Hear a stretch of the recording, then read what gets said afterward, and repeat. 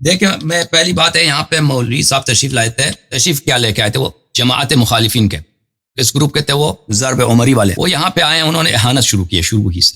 تو ہم ایسے لوگوں سے گفتگو نہیں کرنا چاہتے عزیز. وہ جو مرضی کہہ دیں، وہ کہنے ہیں اللہ یاری بھاگ گیا ہے، اللہ یاری فرار کیا ہے، اللہ یاری.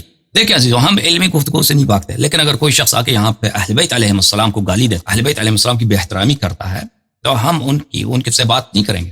ہمارے گروپ کا نام ہے شیعہ، ہمیں شیعہ کہہ دو، ہمیں رافضی کہہ دو، ہمیں جعفری، حسنی، حسینی، ہمیں فاطمی کہہ دو، یہ سب ہمیں منظور ہے، یہ سب ہمیں منظور ہے. لیکن اہل بیت علیہ السلام کے ماؤں تک نہ پہنچو تم بغیر. تو دیکھو یہ کتاب ہے، کتاب بشارت المصطفیٰ لشیعۃ المرتضی، تالیف ابی جعفر محمد ابن ابی القاسم الطبری. یہ کتاب چھپی ہے قم مقدسہ میں. یہاں پہ صفحہ نمبر 50 میں وصیت ہے امیر المؤمنین علیہ السلام کی کمیل ابن زیاد کو. کمیل ابن زیاد النخعی جو ہیں ان سے وصیت. یہاں پہ ملاحظہ فرمائیے اس وصیت، یہ کافی لمبی ہے. صفحہ نمبر 52 میں مناظرے کے متعلق امیر المؤمنین علیہ السلام کی جو وصیت ہے وہ یہ ہے مناظرے کے متعلق: یا کمیل اذا جادلت فی اللہ، یا کمیل اذا جادلت فی اللہ فلا تخاطب الا من یشبہ العقلاء وهذا ضرورہ. فرماتے ہیں امیر المؤمنین علیہ السلام کہ ومن يرغب عن ملت ابراہیم الا من سفہ نفسہ، کہ جو شخص حق کے راستے کو چھوڑ کے چلا جاتا ہے وہ عاقل نہیں ہوتا، عاقل نہیں ہوتا. تو قاعدہ کیا ہے؟ قاعدہ یہی ہے کہ جو بھی شخص شیعہ مذہب کے خلاف بات کرتا ہے، حق کے خلاف بات کرتا ہے، وہ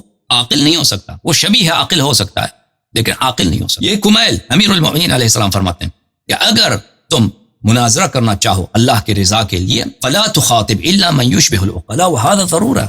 تم صرف کن لوگوں سے بات کرو؟ وہ لوگ جو شبیہ عقلاء. عاقل تو کوئی بھی نہیں ہوگا ان میں، کیونکہ یہ ہو ہی نہیں سکتا کہ ایک شخص عاقل ہو اور حق کا راستہ چھوڑ. لیکن ہر قوم میں لوگ متفاوت ہوتے ہیں، بعض لوگ بہت گھٹیا ہوتے ہیں اور بعض لوگ گھٹیا نہیں ہوتے.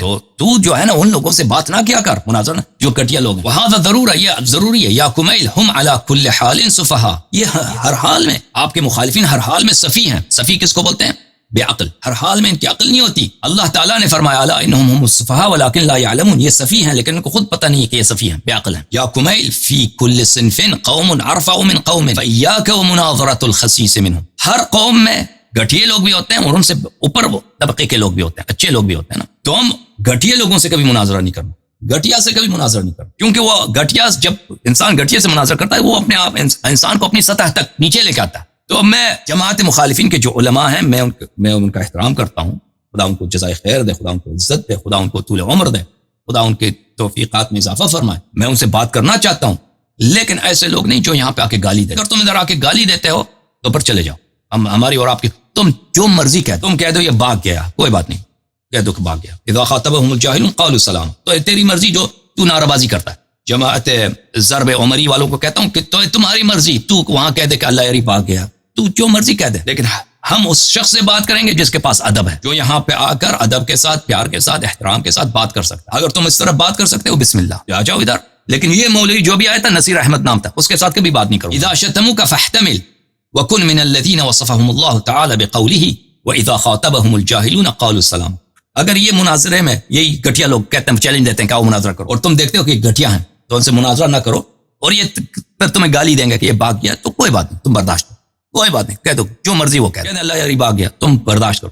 تم ان لوگوں میں سے بن جاؤ کہ جن کے متعلق اللہ نے فرمایا وَإِذَا خَاطَبَهُمُ الْجَاهِلُونَ قَالُوا سَلَامًا. ہم کہتے ہیں سلام.